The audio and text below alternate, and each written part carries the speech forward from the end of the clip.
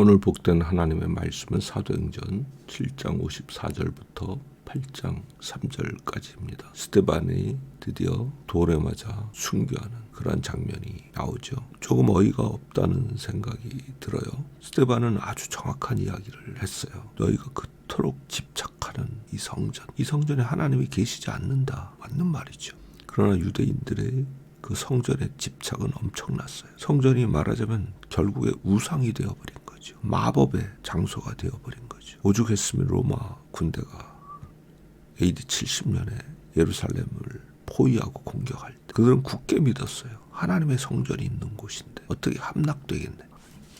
그런데 함락되었고 그들이 그렇게 믿었던 성전이 있는 곳에서 참혹한 죽음을 당했죠. 유대인 역사가 요세푸스가 기록한 바에 따르면 수십만 명의 사람이 말할 수 없이 참혹한 죽음을 당했던 것을 알 수가 있죠. 그들의 잘못된 믿음, 그 틀렸다. 그렇게 이야기한 스데반인데, 그리고 그들의 믿지 아니하는 그 완악한 마음을 꾸짖었지요. 정확한 하나님의 말씀을 전달했는데 돌아온 반응은 스데반을 죽이는 것이었어요. 예수님 말씀대로죠. 제자가 선생보다 낫지 못하다. 나를 이렇게 핍박하고 죽이는 자들이 너희를 그대로 두지 않을 것이다. 그런 말씀을 하셨죠. 그 말씀대로 지금 일이 이루어지고 있어요. 그런데 스데반은 돌에 맞아 죽어가면서도 놀라운 모습을 보이죠.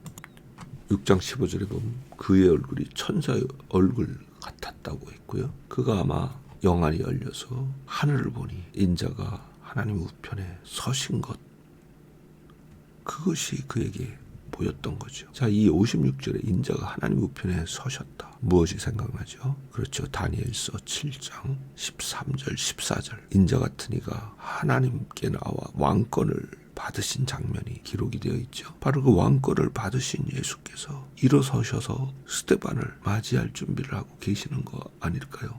스데반이 그걸 보고는 자기 영혼을 받아달라고 기도하고, 그리고 무릎을 꿇어서 그들의 죄를 그들에게 돌리지 말아 달라고 그렇게 기도하고 죽죠. 그런데 이 자리에 누가 있었느냐? 사도 바울이 있었어요. 사도 바울이 훗날 스데반이 죽었던 장소 근처에서 돌에 맞아 죽을 뻔했어요.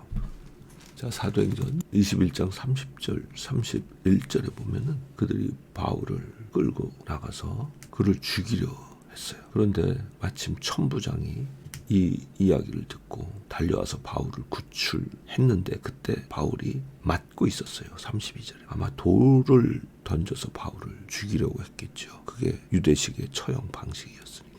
바울은 이 사건을 겪으면서 자기가 증인이 되어서 돌에 맞아 죽었던 스데반의 기억이 떠올랐겠죠. 자, 그런데 한 가지 우리가 생각할 게 있어요. 스데반은 이때 죽었는데 바울은 이때 죽지 않았어요. 왜 그랬을까요? 왜 바울은 죽지 않았을까요? 바울은 엄청나게 예루살렘에 올라갈 때 기도했어요. 수많은 성도들이 바울을 위해 기도했어요. 그 기도 내용이 기록된 것이 로마서 15장 30절부터 32절까지 보면은 로마 사람들에게 편지하면서도 기도 부탁을 하는 내용이에요. 그런데 기도 부탁의 내용의 첫 번째가 뭐냐? 31절에 보면은 나로 유대에서 순종하지 아니하는 자들로부터 건짐을 받게 하여 달라. 유대에서 복음을 순종하지 않는 사람들이 바울을 죽이려는 시도가 있을 것을 알았어요. 그들로부터 건짐을 받게 해달라. 이렇게 로마에 있는 교인들에게도 기도 부탁을 했어요. 그러면 바울 자신은 기도 안 했을까요? 그 일행들은 기도 안 했을까요?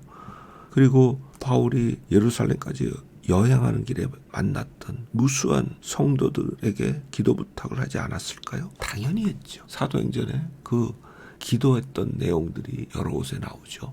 저는 스데반은 순교했지만 바울은 순교하지 않고 복음 전파의 사명을 위해서 보존하신 바 되었던 것은 이런 기도가 있었기 때문이었다. 그렇게 생각을 하죠. 자, 8장부터는 사울이 엄청난 박해자로 묘사가 되고 있죠. 각 집에 들어가서 믿는 사람들을 끌어다가 옥에 넘기고 참 잔혹한 짓을 많이 했어요.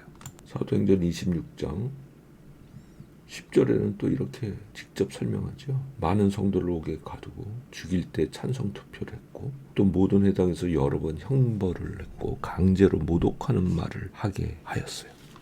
참 대단하죠. 그 엄청난 핍박의 상황에서 교회는 다 흩어졌어요. 여기에 놀라운 하나님의 섭리가 있죠. 그 흩어진 교회를 통해서 복음이 이제는 유대 땅의 한계를 넘어서 이방 땅으로 널리 퍼져가기 시작했던 것이죠. 오늘 우리가 이 땅 살면서 스데반을 공격해서 죽이고 교회를 핍박했던 그런 세력이 쉬지 않고 오늘도 우리를 방해하고 우리가 주님 섬기는 것을 막고 우리를 핍박하기 위해서 달려들죠. 그러나 우리는 주 예수의 증인으로 흔들림 없이 걸어가면서 우리가 주의 도우심을 간구할 때는 우린 또한 사도 바울처럼 보호하심을 입고 지키심을 입으면서 이 땅에서 믿음의 싸움을 끝까지 싸워낼 수 있는 것이죠. 왜냐하면 우리가 처음부터 읽었듯이 주께서 권능으로 우리와 함께 하시기 때문에 그것이 교회의 본질이기 때문에 그렇죠. 이런 놀라운 믿음의 삶으로 오늘도 승리하는 복된 날 되기를 간절히 바랍니다. 아멘.